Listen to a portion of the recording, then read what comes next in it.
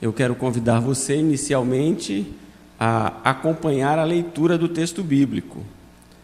Mateus, capítulo 5, do verso 1 ao verso de número 8. Preste atenção que eu comecei dizendo inicialmente, que haverá um desdobramento. Então, vamos começar com a leitura da palavra de Deus. Mateus, capítulo 5, de 1 a 8.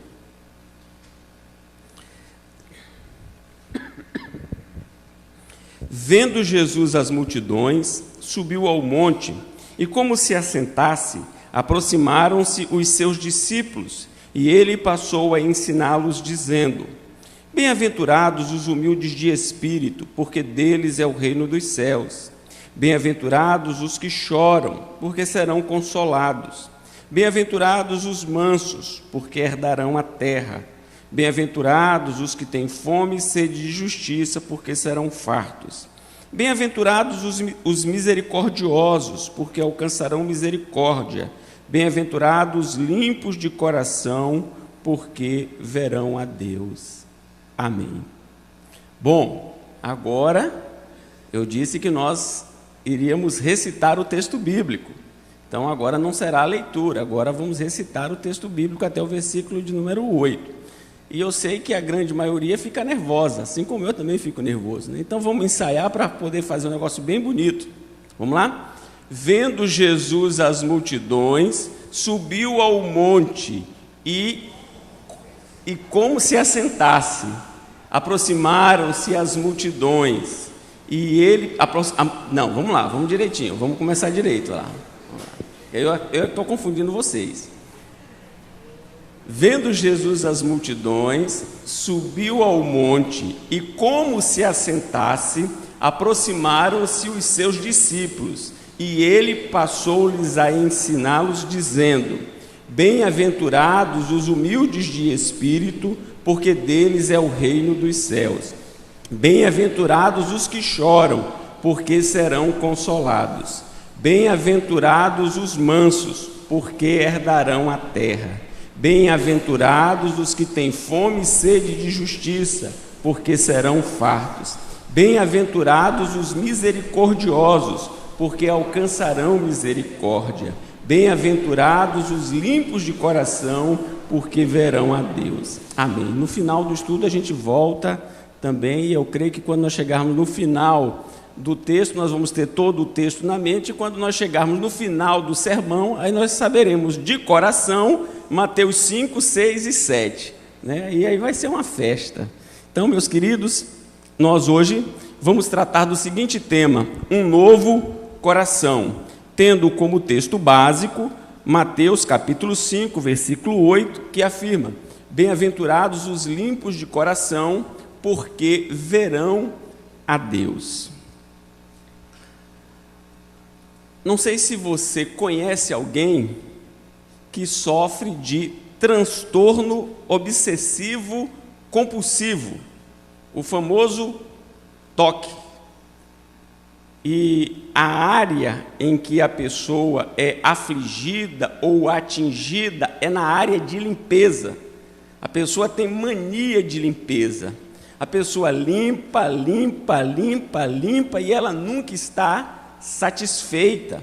Aquilo lhe causa uma inquietação, uma insegurança, aquilo lhe causa uma indisposição, e ela então é afligida. Ela tem medo de micróbios, tem medo de bactérias, tem medo de vírus, tem medo de tudo e de todos, e aquilo acaba se transformando numa prisão, aquilo acaba se transformando numa clausura, aquilo se transforma numa profunda aflição. Então, essa questão é uma questão que foge à normalidade, é uma patologia. Gostar de limpeza é algo bom, é algo saudável, é algo salutar, é algo que deveria acontecer com todos. Porém, quando aquilo se torna uma obsessão, é algo extremamente perigoso. A questão da limpeza é algo muito importante na nossa caminhada. E pesquisando sobre o assunto, e aqui me valendo de um artigo secular, o autor diz que a mania de limpeza é uma das mais recorrentes, e aqui falando no sentido positivo, mania de limpeza no sentido de cuidado, de zelo, e não do transtorno obsessivo compulsivo. E ele alega duas razões, então. Uma, biológica. E o articulista diz: a vida precisa de limpeza.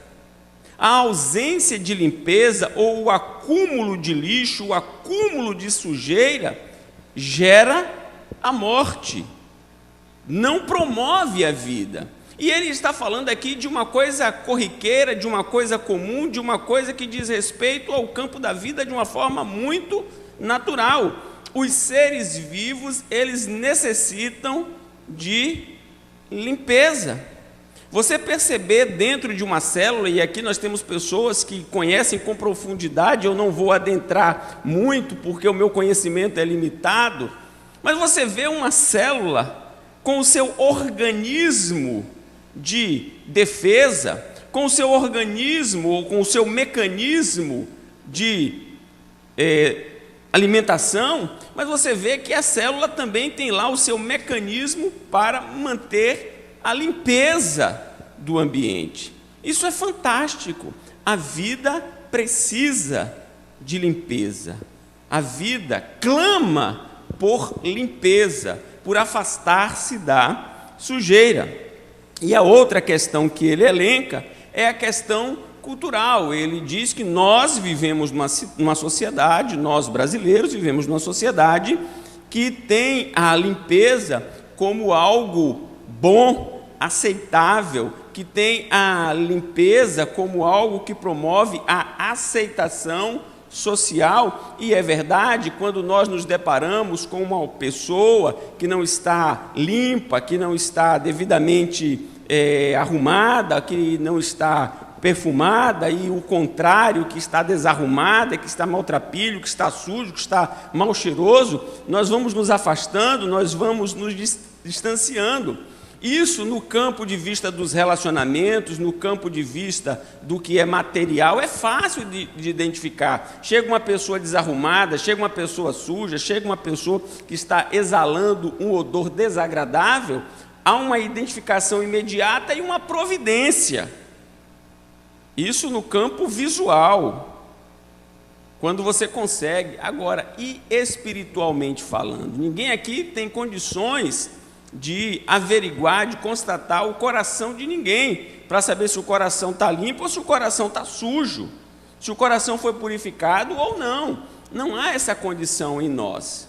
Agora, achei interessante, irmãos, essa conotação, tanto do ponto de vista biológico, quanto do ponto de vista cultural. A vida exige, clama, reclama por limpeza. Se é assim do ponto de vista biológico, quanto mais do ponto de vista espiritual.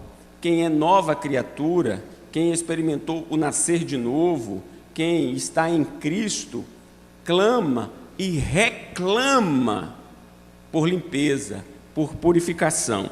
Quais são os tipos de purificação que nós vamos identificar aqui hoje? E eu quero primeiro destacar a exterior, ou também conhecida como sendo a cerimonial, muito presente no contexto judaico nos dias de Jesus e já não presente nos nossos dias, nos dias atuais, mas certamente com os seus resquícios, certamente com suas manifestações, ainda que não de caráter obrigatório eclesiástico, mas ainda com a sua presença no meio religioso. Abra sua Bíblia em Mateus capítulo 15, versículos de 1 a 17. Nós vamos ver aqui essa questão da purificação exterior ou cerimonial.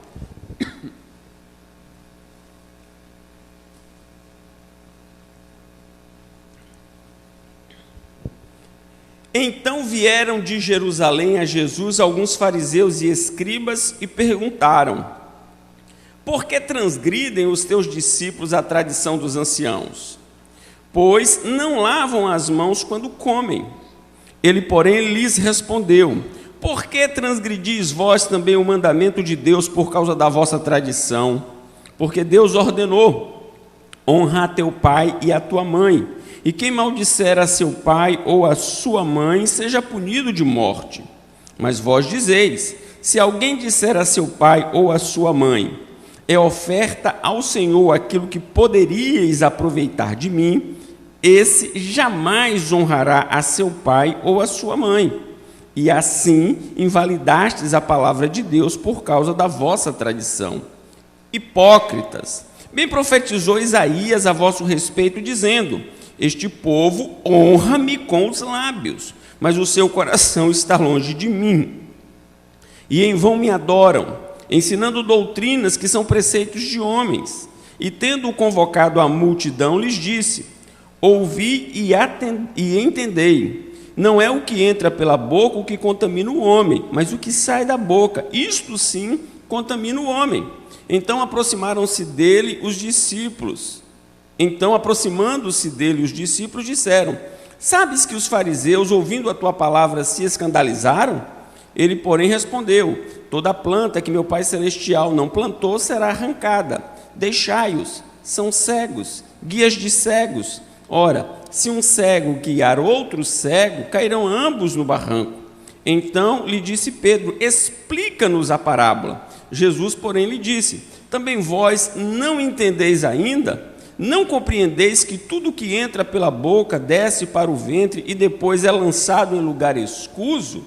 O contexto aqui é que os fariseus, então, se deslocam de Jerusalém ao encontro de Jesus para censurá-lo e aos seus discípulos, porque os seus discípulos estavam a comer sem antes lavar as mãos. E aqui não é uma questão pura e simplesmente de higiene, aqui tem um contexto ritualístico, tem um contexto cerimonial. E o Senhor Jesus, então, vai censurá-los porque eles valorizam mais a tradição, eles valorizam mais o exterior, eles valorizam mais aquilo que foi acordado, aquilo que foi deliberado entre eles, do que a própria palavra de Deus. E o Senhor diz a eles: olha, vocês, sem nenhum constrangimento, vocês, sem nenhum drama de consciência, desobedecem à palavra de Deus. Agora, por conta de uma tradição que vocês mesmos criaram, instituíram e estão a defendê-la, vocês estão a censurar as pessoas.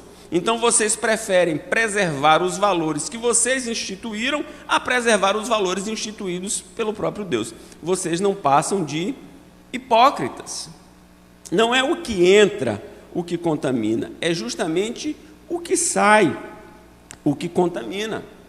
Então essa questão do rigor cerimonial, que já hoje em nossos dias não existe, foi algo instituído e criado pelo próprio homem, sendo que o cuidado com as questões exteriores ainda prevalece em muitos ambientes, dispensando-se assim o que é extremamente fundamental. Então, mudando o que deve ser mudado, vamos aqui fazer ou exemplificar. Muitos de nós têm todo o cuidado de, antes de vir à igreja, tomar um banho, colocar uma roupa limpa, colocar um perfume, tem todo este cuidado, tem todo este zelo, tem todo este trabalho. Por quê? Porque quer que as pessoas se aproximem, quer que as pessoas conversem, quer que as pessoas percebam o seu cuidado e o seu zelo. Elas não querem vir para a igreja suadas, sujas, com uma roupa com um odor desagradável, porque elas não querem ser evitadas. Ela tem este zelo, ela tem este escrúpulo, ela tem este cuidado.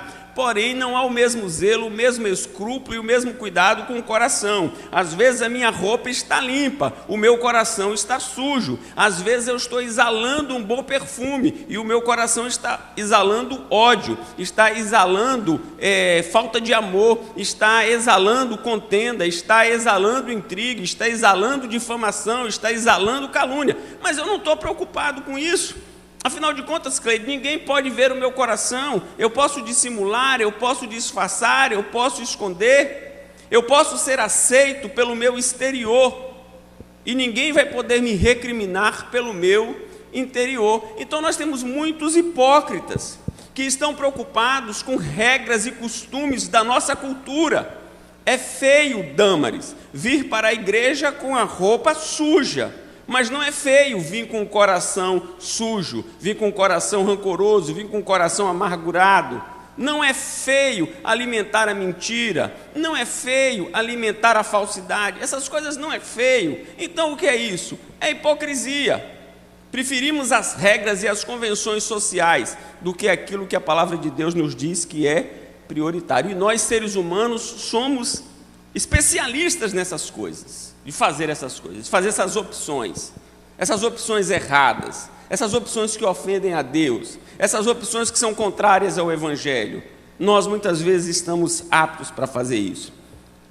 No capítulo 23, versículos 25 a 28, nós temos então aqui falando sobre a capacidade do homem de agir com zelo cerimonial, com zelo externo e desprezar o interno, o principal, o que Deus dá maior valor. E aí o texto começa com algo profundo, começa com um grito, com algo doloroso, e o texto diz assim: ai de vós, escribas e fariseus, hipócritas, porque limpais o exterior do copo e do prato, mas estes por dentro estão cheios de rapina e intemperança. Fariseu cego, limpa primeiro o interior do copo, para que também o seu exterior fique limpo. Ai de vós, escribas e fariseus hipócritas, porque sois semelhantes aos sepulcros caiados, que por fora se mostram belos, mas interiormente estão cheios de ossos de mortos e de toda imundícia. Assim também vós exteriormente pareceis justos aos homens, mas por dentro estáis cheios de hipocrisia e de iniquidade. Eu gostaria de relembrar com os meus irmãos um preceito muito importante no Sermão do Monte. É que o Sermão do Monte ele vai ser estabelecido dentro de um contraponto com duas questões muito importantes, uma questão interna e uma questão externa. A questão interna, escribas e fariseus. Então você vai ver que ao longo do sermão o Senhor Jesus vai fazer o contraponto entre os seus discípulos e os escribas e os fariseus e os religiosos. E num outro momento ele vai fazer o contraponto com os pagãos, com os incrédulos, com os ímpios. Mas ele vai estar sempre contrastando o seu povo com duas categorias, os de fora e os religiosos. Então, com isso, o Senhor Jesus está deixando claro que muitos dos religiosos não têm absolutamente nada a ver com o seu povo. E os religiosos, eles gostam da preservação do exterior. Os religiosos gostam deste caráter cerimonial, mas eles não têm compromisso com o principal. Por isso, o Senhor Jesus, enquanto diz aos seus, bem-aventurados os limpos, ele diz com relação aos fariseus, ai de vós, ai de vós. Meus irmãos, é interessante essa questão, porque muitas vezes eu estou mais preocupado com a sua opinião do que com a opinião do próprio Deus. Eu estou mais preocupado com a sua aceitação do que com a aceitação do próprio Deus. E deve ser o inverso. Nós devemos ter preocupação com o que Deus diz a nosso respeito, e não com o que a pessoa do lado diz a nosso respeito. Essa é uma preocupação secundária. Às vezes eu estou mais preocupado com a sua opinião ao meu respeito do que com a opinião, com o que Deus vê a meu respeito. E aqui Jesus diz aos fariseus, ai de vós, enquanto eles eram aplaudidos pelos seus pares. Eles eram aplaudidos pelos seus pares e rejeitados por Cristo. Cuidado para que não tenhamos o desejo, o afã de ter o aplauso dos nossos pares e sejamos rejeitados pelo próprio Cristo. Mas há um outro tipo de purificação. Se a primeira é cerimonial e exterior, a outra é moral e interior. Ela tem os seus frutos. ela tem os seus resultados, ela tem as suas consequências, mas ela é atestada primariamente pelo próprio Deus. E aí eu convido você para abrir a sua Bíblia no Salmo de número 15.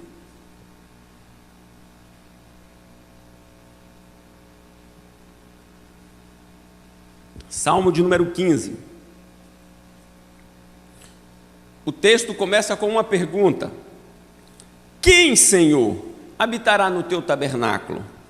Quem há de morar no teu santo monte? O que vive com integridade e pratica a justiça e de coração fala a verdade. O que não difama com sua língua, não faz mal ao próximo, nem lança injúria contra o seu vizinho. O que a seus olhos tem por desprezível ao réprobo, mas honra aos que temem ao Senhor. O que jura com dano próprio e não se retrata. O que não empresta o seu dinheiro com usura, nem aceita suborno contra o inocente. Quem deste modo procede, não será jamais abalado. Mas eu chamo a sua atenção para o final do versículo 2, que diz assim, e de coração fala a verdade. Veja como essa questão está arraigada ao interior, está arraigada ao caráter. Veja como essa questão ela é profunda, ela não é superficial, ela não é rasa. Todo este conjunto, Márcia, está atrelado ao interior, ao coração. E aí o Salmo 24, versículos 3 e 4, assim afirma: quem subirá ao monte do Senhor?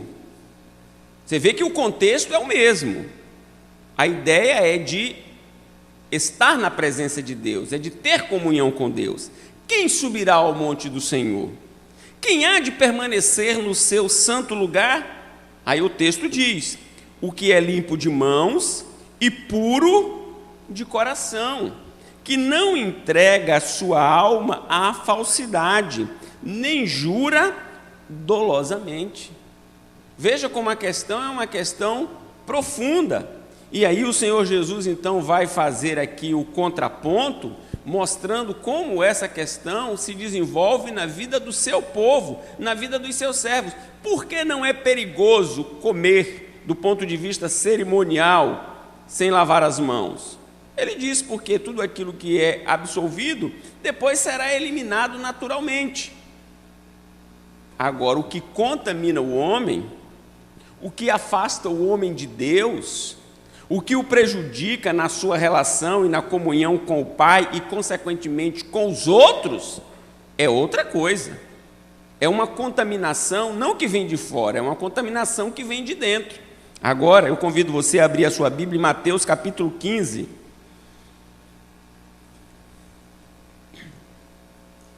Versículos 18 a 20. É a conclusão da fala de Jesus. Jesus primeiro mostra o problema do ponto de vista exterior e cerimonial. E agora ele aponta para a importância do ponto de vista interior e moral. Aí ele diz assim: mas o que sai da boca vem do coração. E é isso que contamina o homem. Porque do coração procedem maus desígnios, homicídios, adultérios, prostituição, furtos, falsos testemunhos, blasfêmias. São estas as coisas que contaminam o homem. Mas o comer sem lavar as mãos não o contamina do ponto de vista cerimonial. A questão é mais profunda, a questão é mais interna.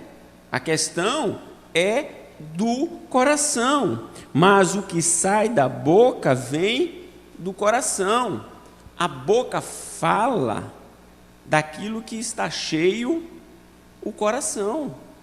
A boca vai reproduzir aquilo que efetivamente já foi objeto da reflexão e é objeto das afeições, porque a fala é um ato. Então não pense que esta questão é uma questão involuntária, é uma questão que foi objeto da reflexão, é uma questão que é objeto das afeições, é uma questão que passa a fazer parte da vida, do cotidiano, do dia a dia. Por isso ele disse, porque do coração procedem maus desígnios, homicídios, adultérios, prostituição, furtos, falsos testemunhos e blasfêmias. Sobre tudo que se deve guardar, guarda o teu coração, porque dele procede as saídas da vida. Guarda o teu coração. Bom, se quanto ao aspecto cerimonial e externo o homem é hábil para produzir resultados, quanto ao aspecto, então, interior e moral, pode o homem produzir por si mesmo resultados? A resposta é não. O homem não tem em si mesmo o poder de criar um novo coração, de fazer um novo coração. Ele não tem esse poder. Ele pode, em determinados instantes, anestesiar o coração. Ele pode, em determinados instantes, deter o ímpeto do coração. Ele pode fazer isso e muitos conseguem fazer isso durante algum tempo. Meus amados irmãos, se disciplina, do ponto de vista que eu vou me referir, fosse o elemento para a salvação, todo monge budista estava salvo. Porque não tem gente mais disciplinada, penso eu, do que o monge budista. Eles fogem de tudo e de todos do ponto de vista da disciplina, do afastamento, do desligar-se.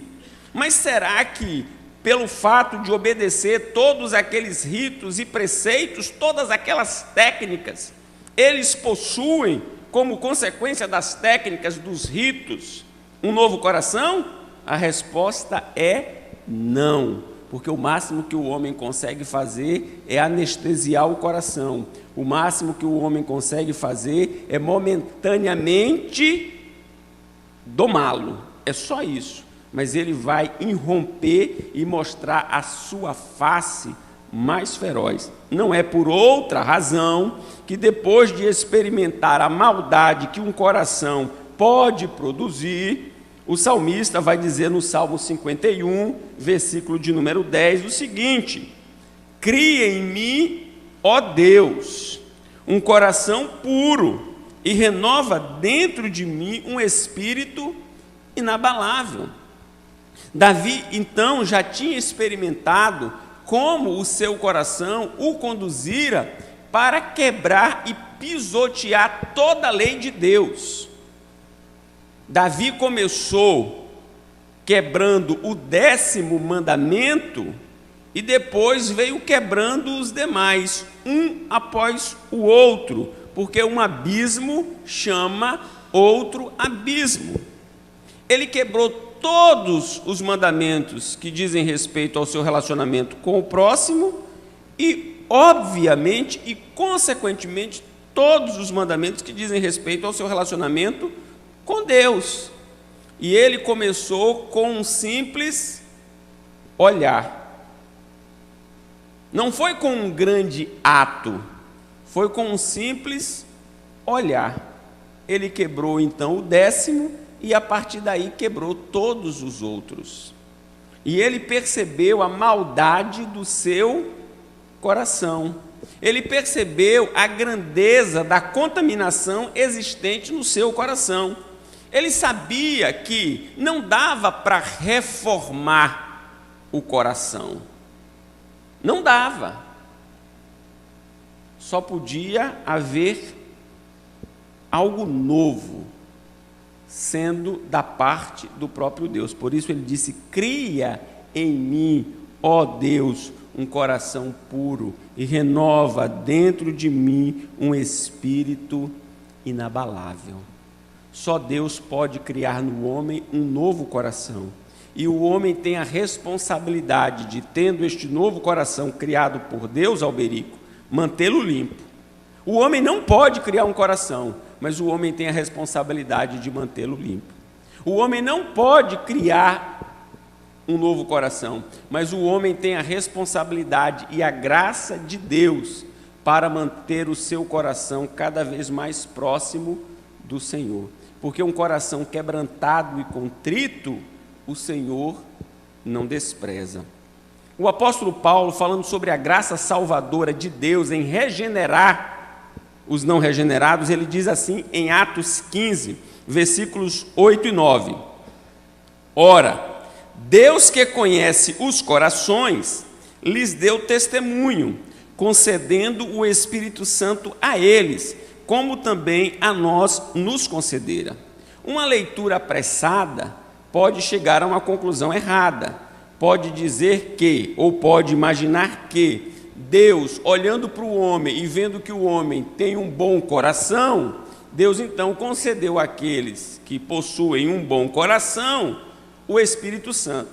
Mas não é isso que o texto vai dizer. O texto vai dizer que Deus conhece os corações, do ponto de vista que foi Ele mesmo quem gerou um novo coração e que, portanto, concedeu o Espírito Santo. Você quer ver? É só olhar o versículo 9, que diz assim: E não estabeleceu distinção alguma entre nós e eles, purificando-lhes pela fé o coração. Quem purifica pela fé o coração é o próprio Deus, porque a fé é dom. E uma vez que o coração fora purificado pelo dom que Deus concedera, ou seja, por conta do objeto da fé, que é Cristo, então eles recebem como testemunho o Espírito da graça. Só Deus pode criar no homem um novo coração. Daí, meus amados irmãos, a urgência de que aqueles que se apercebem com um coração antigo, com um coração não regenerado, não transformado, rogar a Deus um novo coração. Perceba que a questão de limpo ou limpos de coração vem bem abaixo. Primeiro, precisa ser humilde de espírito. Depois, precisa chorar pelos pecados. Depois, precisa ter a certeza, a convicção e a experiência de que a nossa vida, a nossa defesa, o nosso caráter, a nossa reputação, tudo encontra-se nas mãos de Deus. Isso é líquido e certo. Aí há fome e sede de justiça. Aí há o exercício da misericórdia. Só agora vem a questão de um coração limpo. Só agora vem esta bem-aventurança, bem-aventurados limpos de coração. Mas antes teve que passar por todas as outras fases, para só chegar agora na limpeza de coração. É interessante que limpos aqui no texto tem a ideia de algo que foi purificado pelo fogo. A exemplo do ouro e da prata, que precisa suportar uma grande temperatura para que a sujeira venha à tona. Nós gostamos de colocar a sujeira debaixo do tapete. É da velha natureza esconder a sujeira. A obra de Cristo não é esconder a sujeira. A obra de Cristo é fazer com que a sujeira seja colocada para fora, ela venha à tona, ela seja retirada. Então, muitas vezes, meus amados irmãos, muitas vezes, para que o nosso coração seja quebrantado diante de Deus, nós haveremos de experimentar noites escuras, dias difíceis, situações penosas. É Deus brincando conosco? É Deus infligindo-nos por puro prazer sofrimento? Não, é Deus fazendo das circunstâncias a lenha que alimenta o fogo que nos purifica. Mas há uma outra ideia aqui no texto, a ideia de uma vinha que foi podada. a vinha que experimentou a tesoura, a faca, os galhos que foram cortados, que foram quebrados, e aqui eu não sou especialista nessa questão, mas fato é que ela foi afligida, ou pela quebra, ou pelo corte.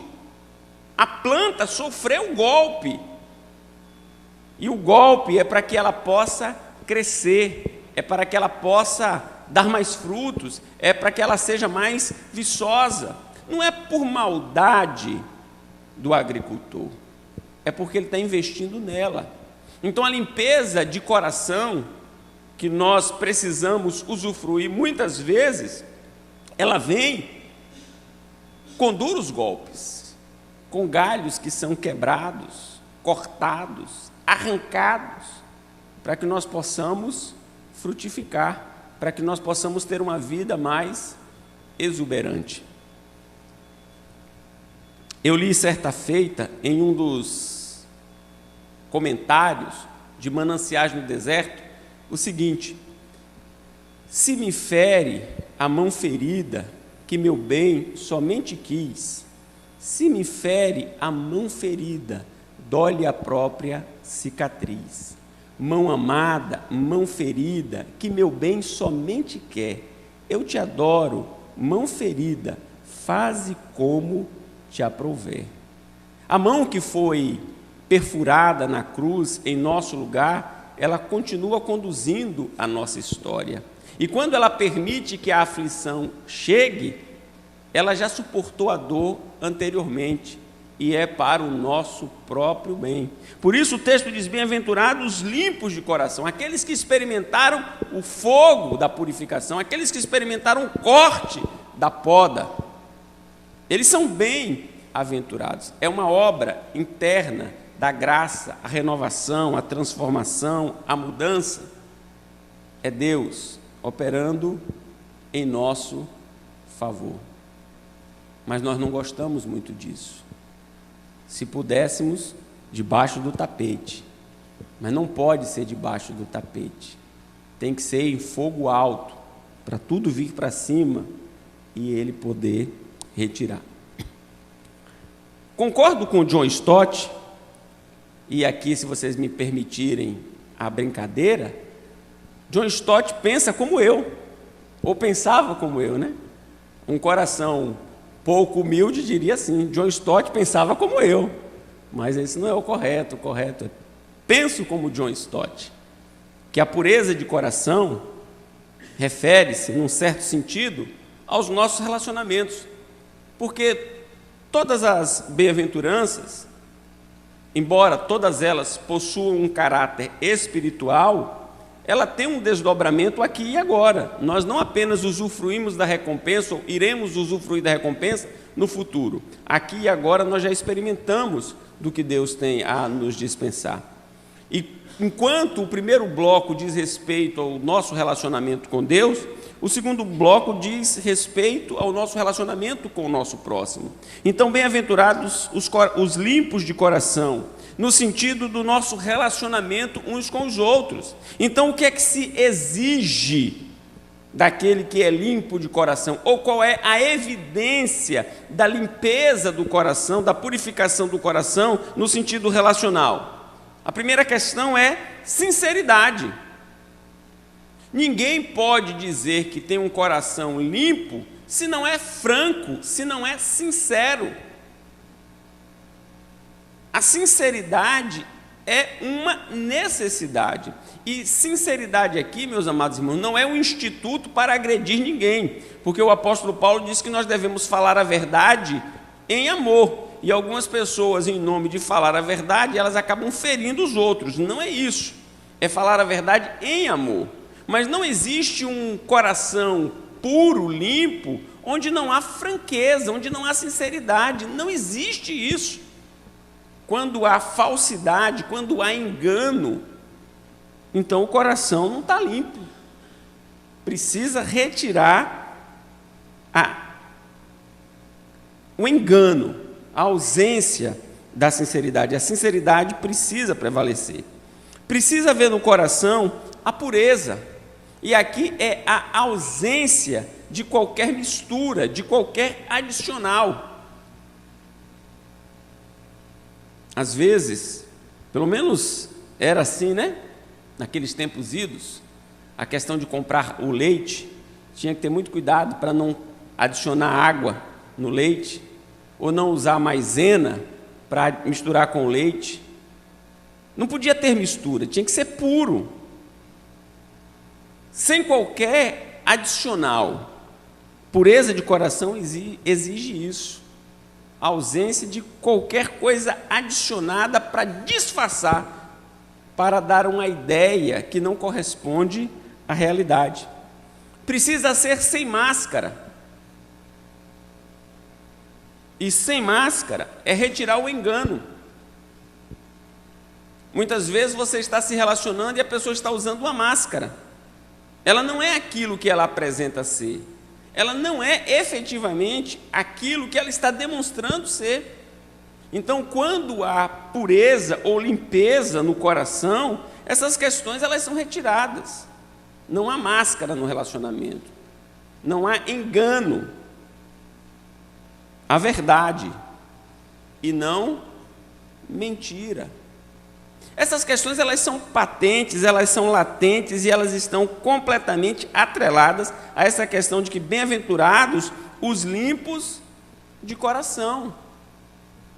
Então isso diz respeito, meus amados irmãos, àquele que é efetivamente misericordioso, que sente a dor do outro, que se compadece do infortúnio do outro, que chora a miséria do outro e age de forma transparente para com o outro. Nós nunca seremos aqui neste mundo perfeitos.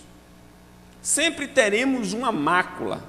Sempre teremos uma mácula, sempre experimentaremos o pecado. Enquanto estivermos aqui, vamos experimentar essa questão. O texto não diz que os perfeitos, eles verão a Deus, porque por nós mesmos não há condição de perfeição. O que o texto está dizendo é que nós não vamos deixar que a sujeira esteja a se amontoar. Eu não sei se você tem o quartinho da bagunça, se na sua casa, se no seu apartamento tem o quartinho da bagunça. O quartinho da bagunça é aquele espaço que vai tudo que você não quer, mas também não joga fora. Talvez um dia eu vá precisar, e esse dia nunca vai chegar. Aí você vai botando lá no quartinho, vai botando no quartinho, vai botando no quartinho, vai botando, vai deixando, vai deixando, vai deixando, vai deixando, vai deixando. Tem um dia que você tira, diz que vai arrumar esse negócio, aí você dá uma olhada lá, pega tudo aquela coisa inútil, bota tudo do lado de fora, aí há uma esperança pensando que você vai se desfazer daquela inutilidade toda, aí depois você pega toda aquela inutilidade e bota toda de volta no lugar, e ainda traz mais coisas para aquilo ali. O texto está dizendo é que não pode haver um quarto da bagunça no nosso coração. O texto está dizendo é que não pode haver no nosso coração, Luciano, um lugar onde você vai colocando questões que são contrárias ao reino de Deus e aos seus valores. E nós gostamos de ter o quarto da bagunça no coração. E de vez em quando nós vamos lá no quarto da bagunça no coração, abrimos o quarto, pegamos aquelas coisas, aqueles ressentimentos, aqueles sentimentos, aquelas amarguras que só nos fazem mal. Parece que nós vamos jogar fora, a gente bota tudo para fora, depois pega tudo e guarda tudo de novo lá dentro. O texto está dizendo que bem-aventurados são os que choram os seus pecados. Eles não têm prazer no seu pecado, eles não têm contentamento, deleite, satisfação. O limpo de coração é o que chora. O limpo de coração não é o perfeito. O limpo de coração é aquele que não é impenitente, aquele que não é contumaz. É aquele que não se deleita com a formalidade, com o rito, com o exterior, antes está preocupado com o interior. E o texto diz que os limpos de coração, eles verão a Deus, no sentido de relacionar-se com Deus, de ter comunhão com Deus, de usufruir da presença de Deus. Sim, meus irmãos, os limpos de coração, eles usufruem a presença de Deus. Aqui, numa certa medida, mas haverá um tempo que, numa medida plena, por meio de Cristo Jesus, aquele que é a imagem do Deus invisível. O maior deleite da nossa alma é ter comunhão com Deus. A maior aspiração do crente é relacionar-se com Deus. O maior desejo não é sermos aceitos por aqueles que estão ao nosso redor. O nosso maior desejo é ter a aprovação daquele que nos chamou. Obreiro aprovado que não tem de que se envergonhar.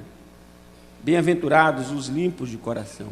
Vamos dar menos atenção às questões externas e mais atenção às questões internas.